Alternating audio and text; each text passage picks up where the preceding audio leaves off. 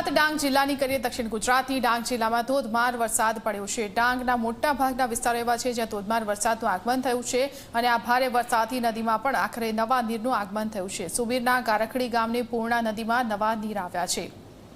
તો લાંબા સમયથી વરસાદની રાહ જોવામાં આવી રહી હતી અને હવે વરસાદનું આગમન થયું છે। સારો એવો વરસાદ આવતા આજે પૂર્ણા નદી છે સુબીર ગામ પાસેથી જે પસાર થાય છે તેમાં નવા નીરનું આગમન થયું છે। ડાંગના મોટા ભાગના વિસ્તારો એવા છે અને આ સાથે જ દક્ષિણ ગુજરાતના વિસ્તારોમાં પણ આજે વરસાદનું આગમન થયું છે। સુરત હોય, વલસાડ હોય, નવસારી હોય કે ડાંગ હોય, તમામ જે વિસ્તારો છે તેમાં આજે વરસાદ આવ્યો છે અને આજે દ્રશ્યો આપ જોઈ રહ્યા છો, સુબીરની જે પૂર્ણા નદી છે તેમાં નવા નીરની આવક થઈ છે।